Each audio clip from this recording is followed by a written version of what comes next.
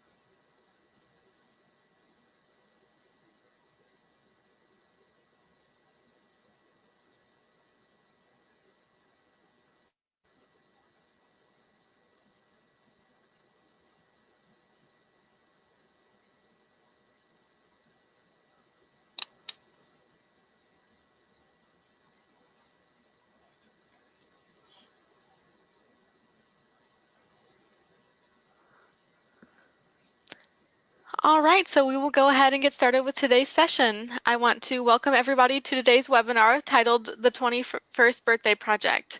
My name is Emma, and I'll be your moderator for today's session. I am the Assistant Director for the Illinois Higher Education Center for Alcohol, Other Drug, and Violence Prevention, or IHEC for short, and I'm very excited to be hosting today's event. Before I hand over the microphone, I have a few little housekeeping items to cover about today's webinar and the GoToWebinar platform itself. So for those of you who might be new to GoToWebinar, you will see a control panel on the right of your screen. This is where you will find a question box that you can use to type in and submit questions. All attendees will be muted through today's presentation, but we do highly encourage you to utilize that question box. You can pop that open and type any questions that you might have, and then we will get to those at the end of the session. This session is also being recorded and it will be added to our website at a later date, and our website is eiu.edu/IHEC. So without any further ado, I would like to introduce today's speaker, Jean DeDonder. She received her PhD in nursing from the University of Kansas and is an advanced registered nurse practitioner. And currently, she is the assistant director at K-State at Lafayette Health Center at Kansas State University. So Jean, thank you so much for joining us for today's session and for presenting, and we are very excited to have you. Thank you, Emma. Folks, I want to be responsive to whatever questions you have, so please take advantage of what Emma encouraged you to do with submitting questions, and we'll try to answer them as possible. So this is, again, the 21st Birthday Project that we have implemented here at Lafayette Health Center, and I want to talk about this to the extent that again, you all know the scope of the problem related to alcohol and alcohol use and misuse in our public health aggregate of college students. So K-State, we don't have all the solutions, but we know the problems. But what we tried to do was to look at our data and say, where are we making a difference and where are we not? So again, part of the data that we looked at is that as many universities, we have required online educational training. Ours is alcohol and sexual assault prevention training, which is the acronym is ASAP. That program that we require for students was selected in 2014, and it was called Think About It, and it was offered originally through Campus Clarity. Many of you are probably familiar with the fact that Campus Clarity has been assumed by EverFi, which probably their most frequent online program now is alcohol.edu. Anyway, when we used this program in the past, once students receive their email invitation, they have 20 days to complete the training, or they start to have a academic hold placed on their account. So again, at the time, what we have is 4 possible modules that were designed for particular student groups, as you see on the screen. The undergrad, grad students that are 22 and below, those that are over 22, adult learners that are in undergraduate, and graduate. So this fall, we're reviewing our current contract, and I anticipate that we will go with a different program. But as it is, this is what we have. But we looked at the data for this, and this is what we saw, is that, again, from fall of 2017, spring of 2018, when students completed this, and you see that here at K-State, we had around 4,450 students new to Kansas State University, undergraduates under the age of 22. And if you look at these statistics of what they self-reported as far as how often do you use alcohol, there's nothing that necessarily is out of the ordinary or out of the comparison group of the other individual sample, which was 306,000 students. So we know that, again, alcohol continues to be a challenge, but we're right in there with everybody else. Then what happened is that, again, here if we go forward. All right, so on this slide then, these are the other 9,000 students that in the same time period were returning to campus. So they'd been here at Kansas State University, but were coming back for their second or third or sequential year, who are still under the age of 22. What you see as far as the incidence, what we started to get concerned about is those students who are starting to get a little older, a little bit more acclimated to the university, self-reported now that their daily consumption was higher than what it had been. And well was also, I'm sorry, this slide is a bit out of whack because of timing, but those that had said often, so the students reporting often was 21.6% of the students here at Kansas State University, as compared to only 7% from that sample of 46,000 students. And daily was 3.2% here at Kansas State University, as compared to 0.9%. So we were trying to determine what are some of our trends. Then we also initiated for the first time, and I know lots of universities do this, we did the National College Health Assessment in spring of 2018. And we didn't have a very good response rate. We didn't have incentives. So we randomly selected 6,000 undergrad students from the Manhattan campus and only had the response rate of 5.1. And so this next set of numbers that I'm going to give you as far as getting just a snapshot picture related to some of the questions on the NCHA. So again, what you see on this slide is that in spring of 2018, just as another data point, we had 67, almost 68% of students who reported at K-State that they used alcohol within the last 30 days. You can see on the far right column on your screen how that compares to the reference group. The drinking and driving after any alcohol was 29.5%. Drinking and driving after having 5 or more drinks. You see the numbers. Binge drinking, again, fairly comparative. What we often did was to talk about, again, did something they later regretted, forgot where they were, had unprotected sex. So we tried to look at the data and say what were some of the trends and what could be some of the prevention models that we were trying to use. And what we did is that we came up with this new strategy of the 21st Birthday Project.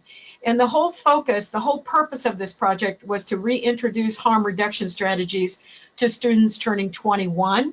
So in other words, we weren't saying don't use alcohol, we were just having them revisit if you're going to use alcohol as part of a celebration and the legal transition to the age of 21, how can you continue to focus on harm reduction?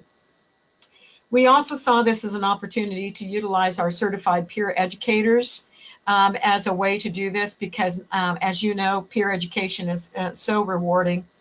And speaking of rewards then, if students would voluntarily participate in this program versus mandated, obviously, we would reward them by giving them some initiatives.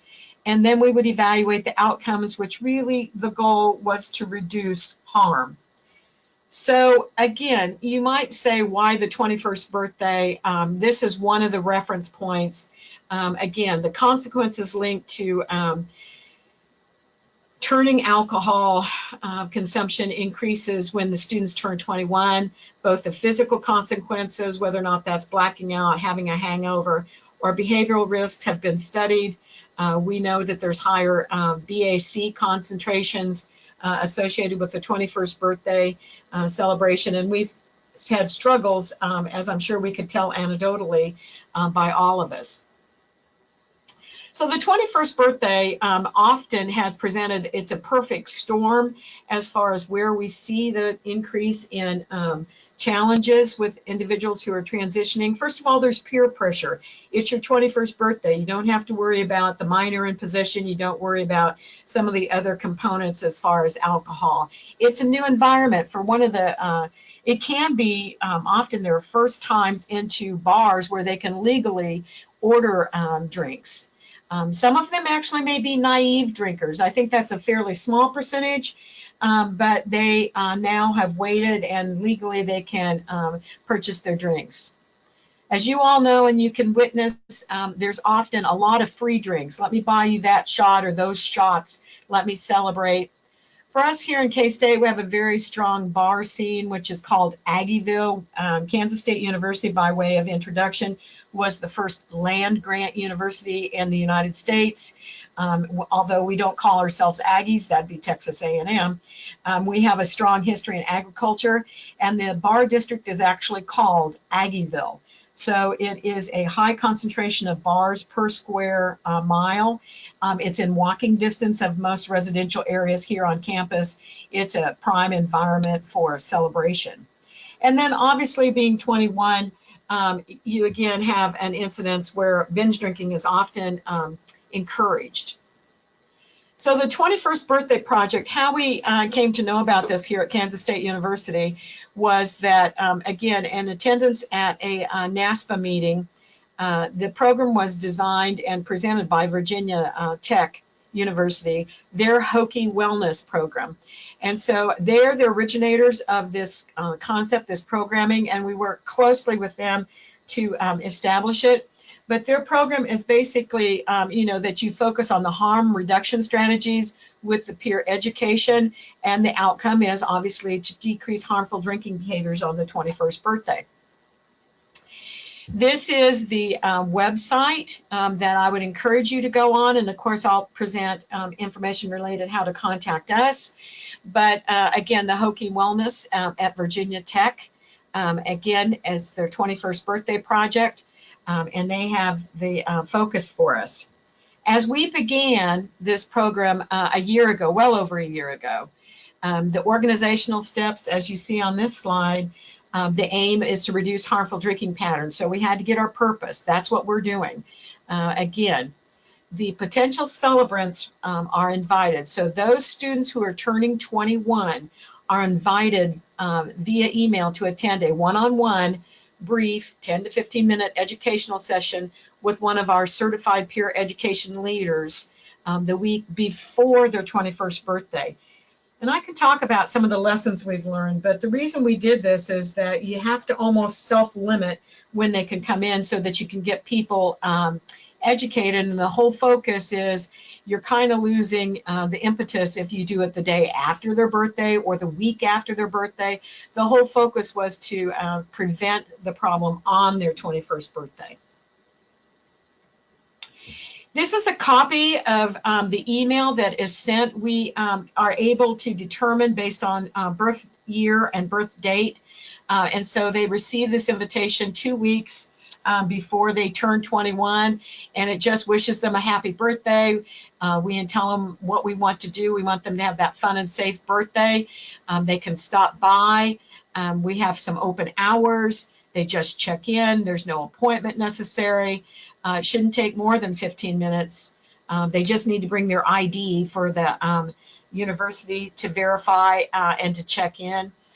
We talk about what can they receive. They're going to receive this great celebration coupon book that you can see some of the things that we've included, including one of the things, we have a massage therapist here at the Student Health Center, and they can have a free 30-minute massage, which is probably our most common coupon that is used. And then you also heard me say that we are an agricultural historical university. So we have a dairy with Call Hall ice cream. And so kids really respond on that. So this is the email invitation that everybody receives that's going to be turning 21, just as an example. Then what we had to come up with was the fact that what would the educational session look like? Who would be our peer education leaders? Again, that they had to be a part of our, we actually employ them. Again, they are also a part of our WellCat ambassadors. WellCat is off of the fact that we are Kansas State Wild Cats is our mascot, and we pay these individuals. So the certified peer educator was intended to meet with every student who drops by one-on-one to talk about what are their plans and to collaborate and identify at least one or more harm reduction strategies to implement the night of the celebration. So again, that certified peer educator obviously provides the student with resources, it provides answers to questions. They actually write down in that coupon book what their plan would be to keep themselves safe. They don't have to drink. We remind them that there's not a requirement that you drink. Some of them have expressed the fact that they're really happy to learn this because they also want to take care of their friends who are turning 21. But they do receive actually a physical copy, hard copy of a coupon book. We also have cookies from Insomnia Cookies, which is a favorite of students here at Kansas State. And we order those weekly, package them up, and they actually walk out with, again, a birthday card signed by the peer educators, the cookie, and the coupon book, regardless if they ever get anything more, it's somebody recognizing their birthday. Then one of the things that we also have done is that the night of that individual student who did participate in our program, the certified peer educator programs in, and actually that student who's turning 21 will receive a text message that reminds them of their agreed upon harm reduction strategy, encourages them to keep safe, and then obviously wishes them a happy birthday. So you see there's two opportunities. One, that they can come in and meet with us. Two, they actually get a text reminder on their phone that says, hey, happy birthday, keep yourself safe. Again, this is information related to why peer education works, why we've invested in this, again, why it's been so well received by students. Students are more likely to hear and personalize those messages when they hear it from someone who has similar attitudes and behaviors and faces the same concerns and pressures. Again, peer education, it draws on the credibility that young people have with their peers. It leverages their power of role modeling. So again, that's why we consider our peer educators leaders, again, to meet their needs. It's, again, that credibility versus those of us that are formalized adult educators. Again, studies verify that peer educators often achieve greater sexual health knowledge, hold more positive attitudes, and report fewer risk behaviors when, in fact, they've heard information from peer educators. This just happens to be who our employees are, and I'm grateful to say that we've hired them.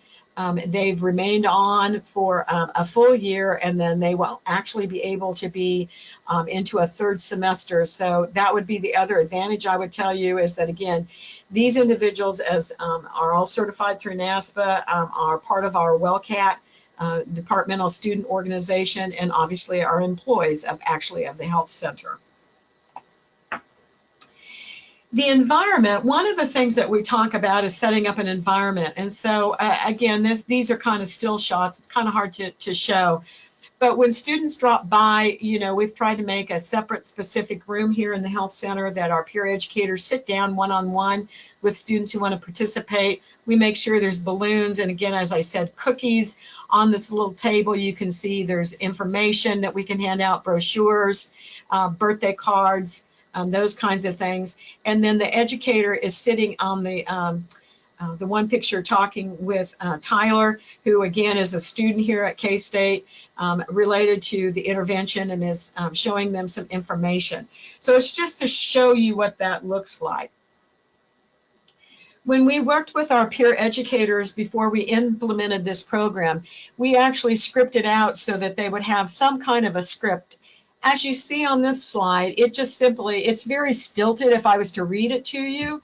But again, we worked with our peer educators, did role modeling so that it rolls off their tongue now all the time. But I mean, again, it was just a wish, happy birthday, thank them for coming in, tell them what the goal is. Again, verify their student ID. Do we have the right person? Then again, our goal was to raise their awareness. Again, verify it's open and non-judgmental. How are you planning to actually celebrate your 21st birthday? Then do you plan on drinking alcohol? And no judgment. But again, are you aware that now you will be turning 21? If they plan on drinking, what are you most looking forward to? What will you try to avoid? Okay. Again, it's prompting our peer educators on more of a standardized script. And then if they don't plan on drinking, that's fine. Again, go through the rest of the intervention, make it informative instead of interrogative. Let them know you're providing the information. Maybe they can pass it on to a friend.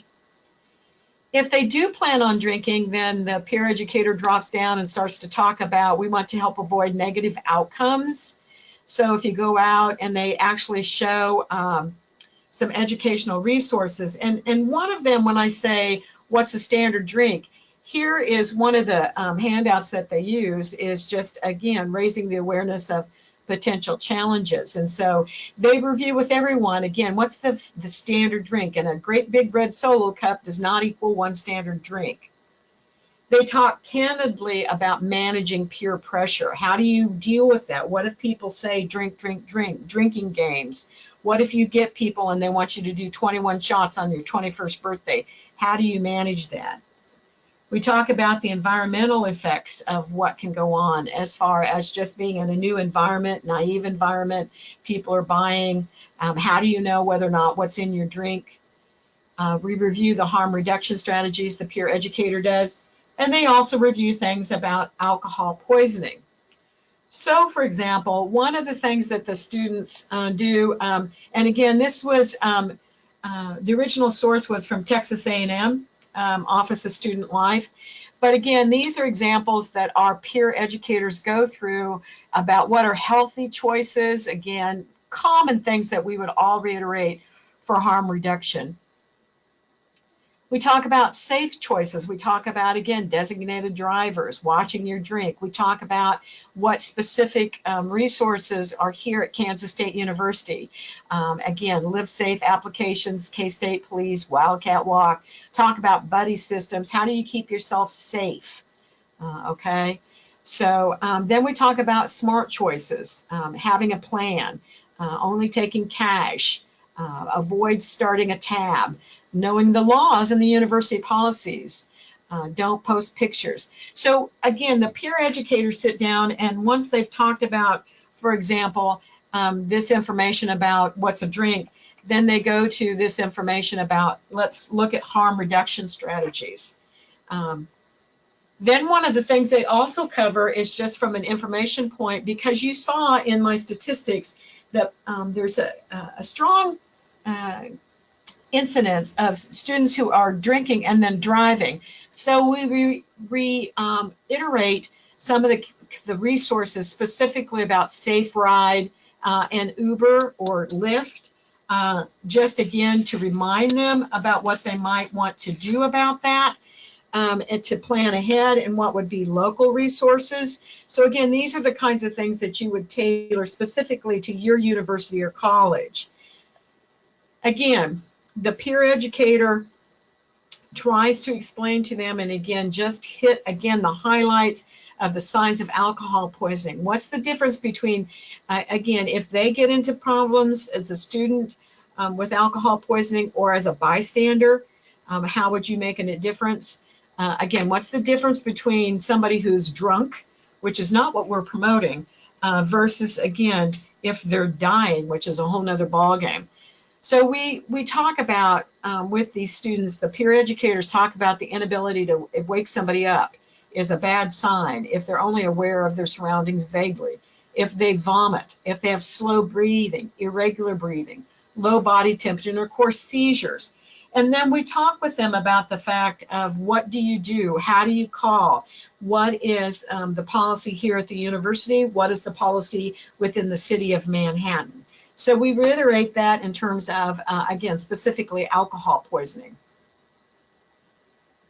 This, again, the incentives, this is just a close-up. You can see the cookies. We try to use the same insignia related to the birthday cake and who it's supported by. The student walks out with those cups for a celebratory. It does not have anything about alcohol. Any additional coupons that have been provided by our community partners, some of our resources, again, what's available for them, and then the cookie. When we worked with this, I want you to understand that these coupon books are actually supported. It's an opportunity to partner with other vendors in your community. And so there's coupons for all of these 17 community partners. As I said, in this coupon book, which is printed, one of the coupons is Lafayette Health Center. We have a free 30-minute massage they can have. We have straight up creative studio. It has to do with, they could go down and do painting of ceramics or some other things as an activity other than drinking. Wildwood Outdoor Adventure Park, you can have the first 2 zip lines free if you go there and you want to celebrate. Insomnia Cookies, like I said, we have the cookies that are provided by them to celebrate. The Wabash Cannonball, if people want to go bowling, they get their shoes. That's a coupon for free shoes. We have a free donut for anybody if they go to one of the vendors for donuts. At the Union Station, again, JP's, there's 2 JP's insignias you see in front of you on the screen. That is actually through our Housing and Dining Corporation here at Kansas State University. And so they provide a free appetizer. So if you come in during that week after your birthday. We have coffee from the Aero Company, Coffee Company, hamburgers from Vista Drive-In, medium drink from Sonic. We have coffee from the Pool House. Recreational services, you can have some free experiences on the climbing wall. Obviously, deli sandwiches. That Big K with Willie the Wildcat holding the ice cream, that's the free scoop of Call Hall ice cream, which is very popular among students. We have a free snack box for Buffalo Wild Wings. And then you see that Flint Hills Beverage Company, which is our distributor for alcohol and Pepsi products here at Manhattan and the region, they give us financial backing, and that's how we print those hard copies of the coupon books. One of the other things in working with our community partners is we provided all of them window clings to display, identifying them as a community partner on this project. So it's a way for them to get positive feedback from community members who say, oh, you're doing something to support harm reduction related to alcohol use here in Manhattan, Kansas, versus just drink specials. I included a copy of what an example of the text message that a student might receive on the night of their birthday. What you see on this slide is it's personalized to the student Ashley. It says, happy birthday, Ashley. This is Ivy, the peer leader you met with last week at the 21st birthday project. Remember, the strategy you chose for the night is to know the people you're with and to watch out for yourself and your friends. I hope you have a fun and safe celebration night. So that's all pre-programmed in through the text messaging system that we have, which is not the individual peer educator, but comes from a general account. And in this instance, what you see is at 9 o'clock that night, there was a response just from the student that said, thanks, you're awesome. Okay, so that's how that works. Now, one of the components is that we also evaluate because we want to know the outcomes. Are we making any difference? So again, a few weeks after they've done their 21st birthday, we send them another email that looks like this. You received an email inviting you to a session at Lafayette, whether you attended the session or not. So again, we send this to everybody, even those that don't come, and ask them why you didn't come. So again, we asked them to go online, take that survey through our Qualtrics platform, and again, then we look at the numbers. So talking about numbers, this is what we've done. So what you can see, and again, I need to update this. This was a whole brand new program, so it took us a while to get started and up and running. So these numbers are from August 22nd, the first date that we implemented, through February 23rd, which is when I did the numbers. We had 202 participants who actually dropped by to see our peer educators, right about 10%, and we hope to build on that. 91% of those who responded that they would drink utilized their 21st birthday project harm reduction strategy, and also by numbers were likely to use the strategies in the future, which we were encouraged by.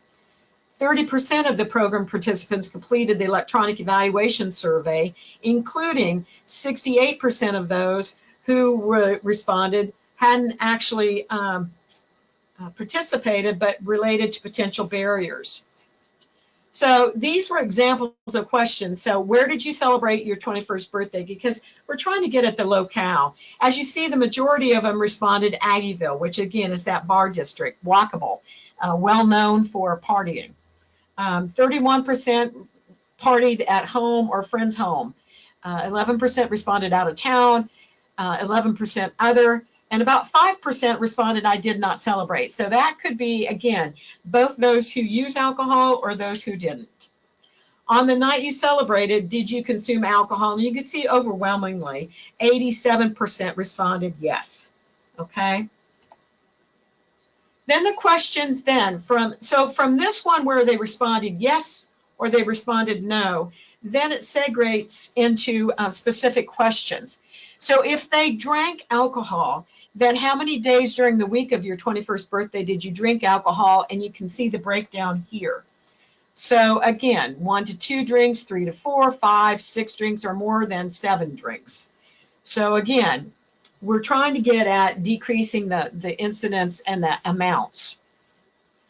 Again, another question that students responded to, and this was concerning, but again, I'm just being honest with you.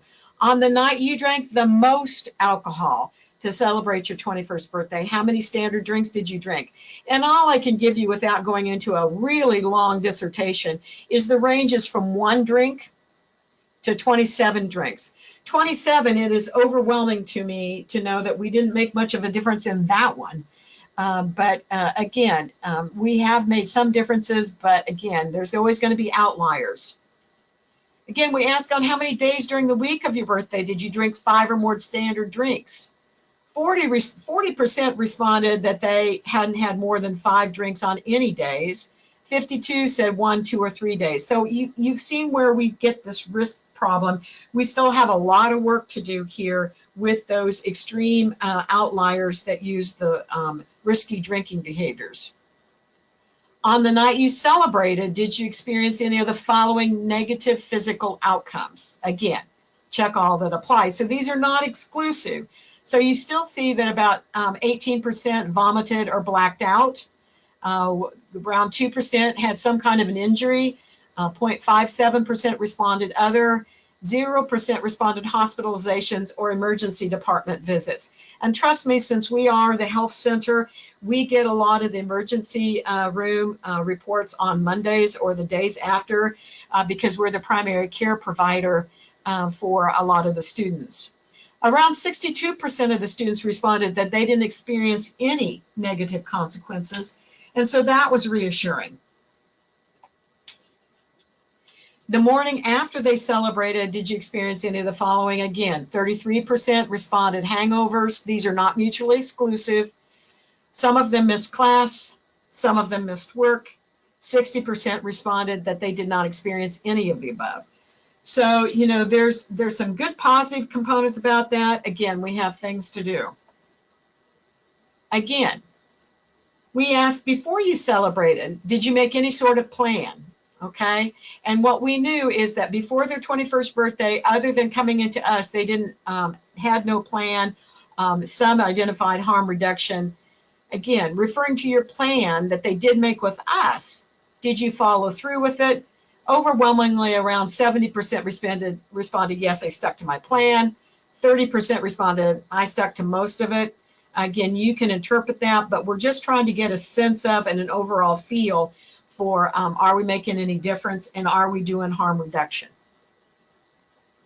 Again, before you turn 21, how many days did you drink any amount of alcohol? This was, again, a data point that we're trying to look at all of our data sources with the required ASAP program that I started out this presentation with the NCHA data, and here's a third data point to look at frequency. Again, in this instance, as I told you when we talked about the response for this, did you participate in the 21st birthday project? And when we had that responses, 32% responded, 32%, excuse me, responded, yes, I did participate in this program. But you see, everybody received that email, and 68% responded, no, I did not participate. So for those folks that said no, again, the Qualtrics survey breaks it down as far as sequential. Why did you not participate? 6% responded, I never received an email about it, which we're still trying to sort through because, again, this would have been the same email address that they should have received the first one. So I question whether or not really they received it, they just didn't read it or they didn't remember it. 37% responded, I didn't have time. We have about 30% who responded, I meant to, but they forgot. They just didn't carry through. 20% responded, I wasn't interested. You know, no need for whatever reason. And about 8% responded other, which there's a sundry reasons for that.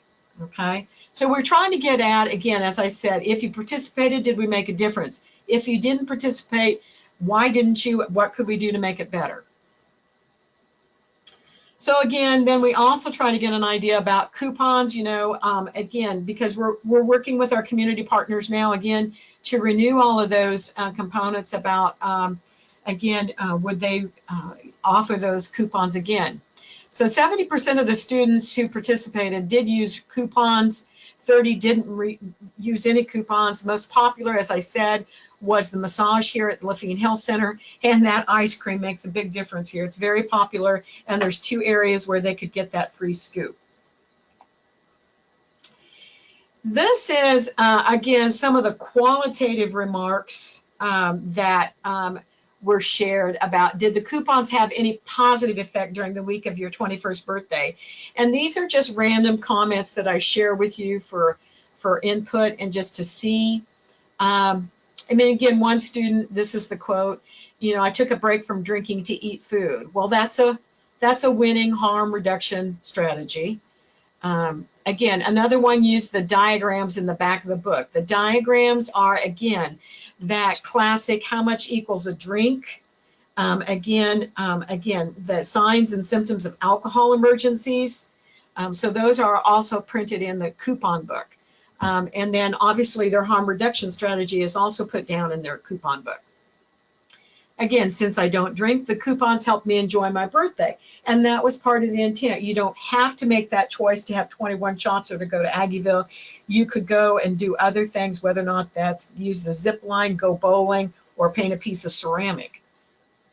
Some of them use the coupon for a non-alcoholic activity. Again, without the coupon, I would have drank on an empty stomach. Again, students, college students, and the amount of money for food, food speaks volumes to them. What did you enjoy most about the 21st birthday project? These, again, are the qualitative remarks. Again, we've had some really positive remarks about that, again, this program helped prepare them for how to handle alcohol properly, making good decisions, how it gave information on how to be safe, harm reduction, getting to know more about safe alcohol consumption. We can actually talk about social norming on that, because I think a lot of times here at Kansas State University, students assume that everybody drinks X amount. Either everybody goes down every weekend, everybody does X amount of shots, when in reality that's not true. So the social norming comes into this part.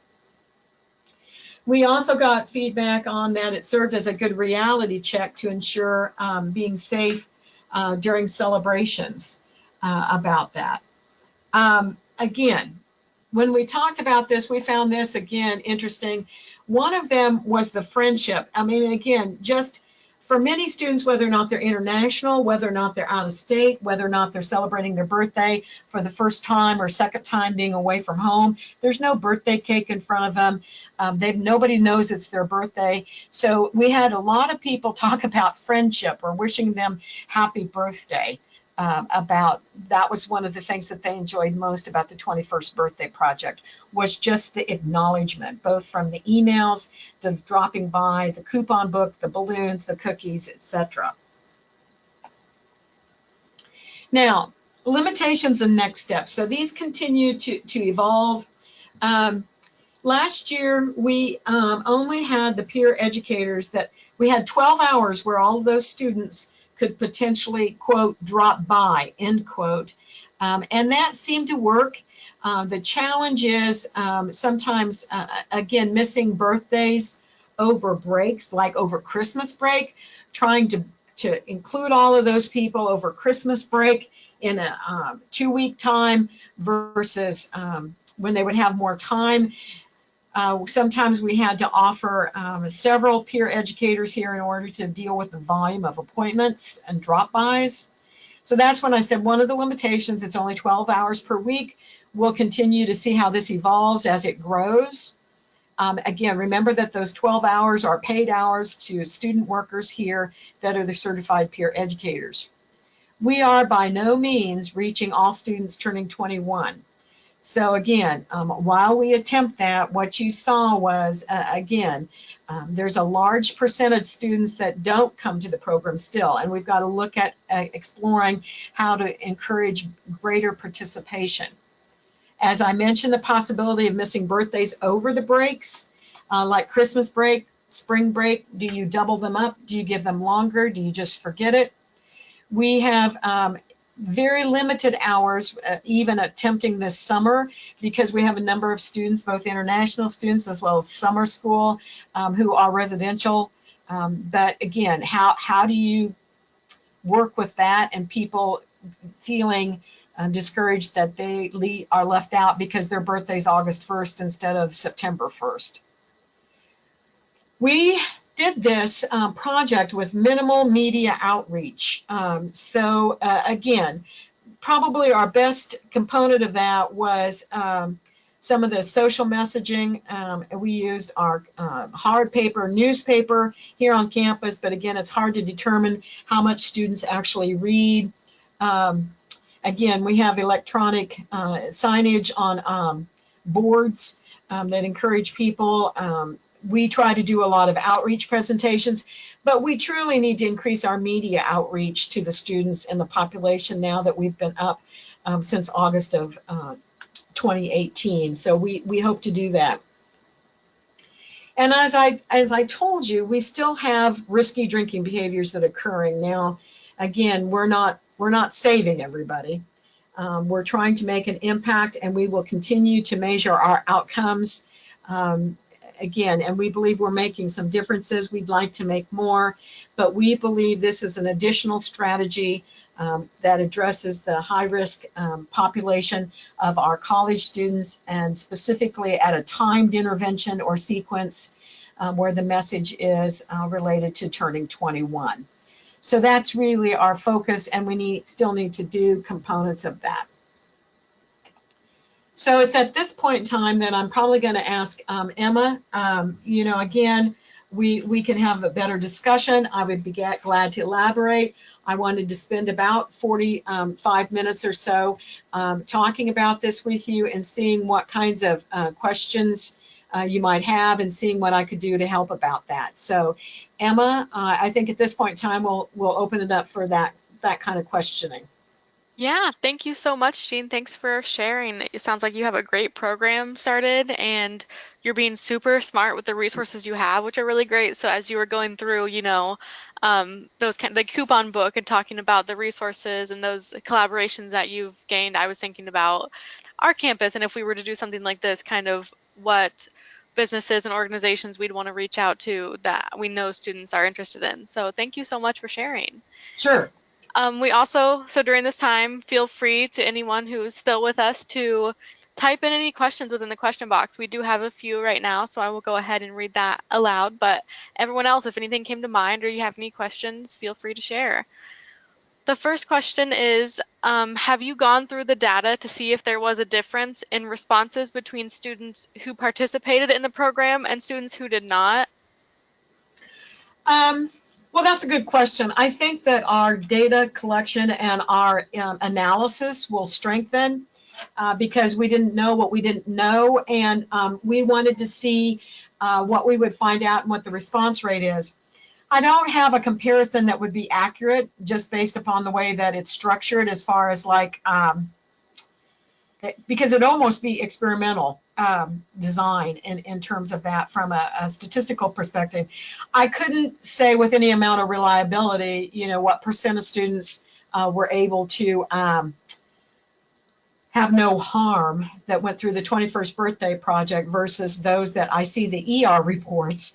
Interestingly enough, just anecdotally, because I'm a nurse practitioner, I see most of the ER reports related to if somebody was admitted for alcohol poisoning, or who are in the emergency room. But there's a lot of folks that have negative consequences, and if we don't get that report, I don't know. I can always go back retrospectively and see if they actually attended the 21st Birthday Project.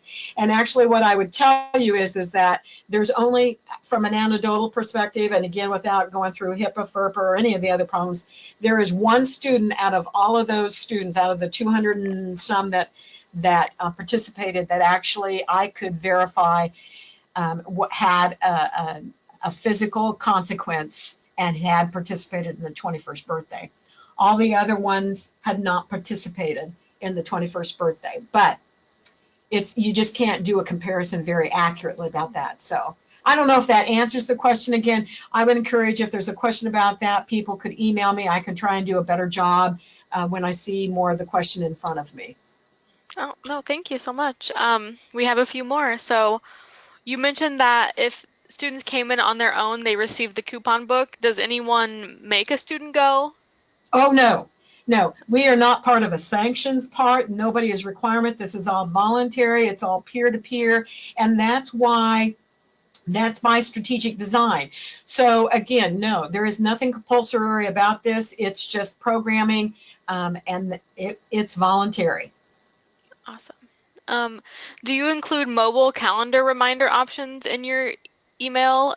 Someone just said that this may help students remember to participate for those students who say that they forgot. Yeah, I think that that's a good opportunity, and we're exploring it now during the month of June as we all try to compensate with what else do we need to change in our collegiate world about that. Because again, it's fascinating to me, again, with their busy schedules, with all of those components, and in light of our hours, again, we've tried to be responsive to that. But I think that the email reminders are probably our next solution. So then you have to deal with, because again, that text messaging program, and again, I can't think of the name of it right now, but I would think that we might want to do that. And it all is dependent upon the student when they come in after they receive that email. They have 2 weeks. And again, it's been hard because we've had occasionally somebody who's come in after their birthday, and we've done that on a one-on-one basis. They don't get the coupon book, but we do the harm reduction strategy. We give them a cookie because they're here physically, but they don't actually get the coupon book. And that might seem kind of hardcore, but otherwise we lose that incentive for coming in and actually doing it before their 21st birthday. And that's only happened about 2 times. And that's when I go in as the supervisor for those student workers and try to find out the best way. But our student workers, those peer educators, are phenomenal, but they just need that support and backing to say, hey, we're thrilled and we can do this, but we can't do the coupon book. Does that make sense? Yeah, absolutely. Yeah. But that's always a hard thing. Mm-hmm. Do you offer any kind of incentive for students who complete the follow-up survey, or is there anything that goes along with that? We don't do this at this time, again, and so that's why it's really interesting to me that 68% of our responses are people who weren't able to come, but because they got the email response, or the email survey responded to that. Hmm. So I don't know that we're going to come up with that as an incentive, but I think what we is probably that next step is, the mobile reminder. Don't forget to stop by and get your coupon book or something. Yeah, and even like we said, kind of adding it to their mobile calendar or Right, whatever right, kind of yeah, calendar, that would right, definitely, yeah. right, exactly. Um, we have another question. Is there any kind of like referral program that goes along where students maybe tell their friends about or encourage their friends that are students through word of mouth to come to the program as well? Or do you have any students that say that they kind of came because of that? Yes, and we do have that, and we have students who, once they've participated and they think it's a fun thing, it's not a negative thing. There's nobody judging, and they get great coupons to use and fun things. They think it's a great idea. And for example, I do a lot of speaking engagements to our Greek communities, and so when I go and talk to a sorority, for example, and one of the last ones was it was a 100 member sorority Oh, that wow. wanted specific information about alcohol and drug prevention education. So I do that in part of a role, and then I always mention this as a program, and it was really fun. Some of them could speak positively to it because some of them had participated from an experience perspective. But again, it's getting that message out in a more organized fashion that, hey, this is a good thing. Working with our student governing association, doing some of those kind of components from where we started. So, this first year was let's get it up and running, get it going.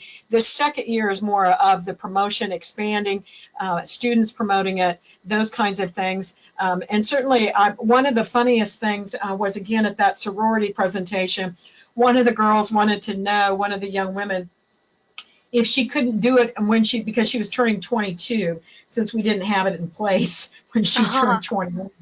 And I Oh, said, well, I'd love to do it for everybody, but you all know, as far as resources go, we're mhm. just trying to manage it as best we can. So I think those are great suggestions that we can go from here and continue. Again, I've presented this content, again, just to promote it so that others can start promoting it, and maybe we can all collaborate and network and put together more sophisticated or solid with psychometric properties questionnaires and those kinds of things to better evaluate it. Yeah, it's such a great program, and I love just, those special events that we have to kind of be proactive with, 21st birthdays, homecoming, and those kind of things. So I think it's a Right. great The program, other, and yeah, the other thing that I should mention is this is also a really positive program to promote to your student life administration, your presidents, our parent and family association. This is a win-win deal because there's nobody judging. It's a voluntary. They can get behind it. They just love this program. Because it's a positive kind of a fun based. I mean, who doesn't like to celebrate their birthday?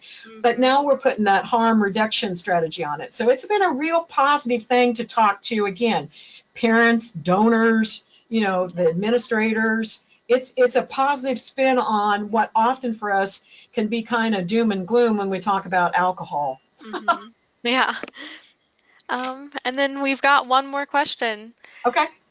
and it's just, with your experience as well. Have you reached out or kind of collaborated with any student organizations that like focus on health education to help with promotion or any kind of relationship with those students?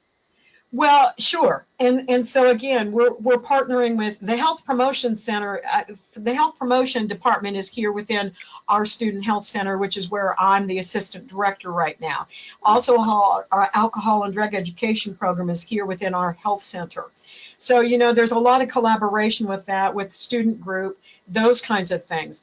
But that's what I'm saying. We need to work more with the Student Government Association. And yes, we've had meetings with them, and there's actually a well-being director from the student perspective. We're working with them. I'm working with the director for fraternity and sorority life. We're working with to make sure the student life understands that. But I just think there's opportunities, and that's what we're going to be doing more of. And I hope that I can give you an update in the future about that. Yeah, and even someone suggested too, like even the academic side of it Oh for yeah, those okay. health Advice. education and stuff. Yeah, so again, part of my background as a healthcare provider, I've been in academia as a faculty member and a nursing faculty members. And so I've also been a part of the National Academic Advising Association, NACADA. And so, yes, I've done presentations to academic advisors also for them to know just about this and faculty members, because that's where what we're talking about. Again, this, either at events or I've done some formal presentations similar to this that have included this whole perspective of the 21st Birthday Project. Yeah, good idea.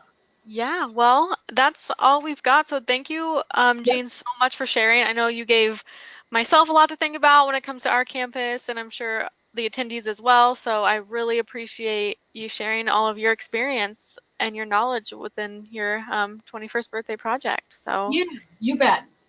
yeah, thank you so Thank much. you. And to the attendees, thank you as well. Keep an eye out for an email from GoToWebinar in about an hour or so, and that email will have a link to an evaluation form that you can fill out. It just helps us with planning for the future and any kind of events that we may have. And there will also be a website link on there as well for our website. So thank you to the attendees, and thank you, Jean, for presenting this session as well. I really enjoyed it, and I hope that you have a great day. All right. Thank you. Thank you. Goodbye. Bye bye.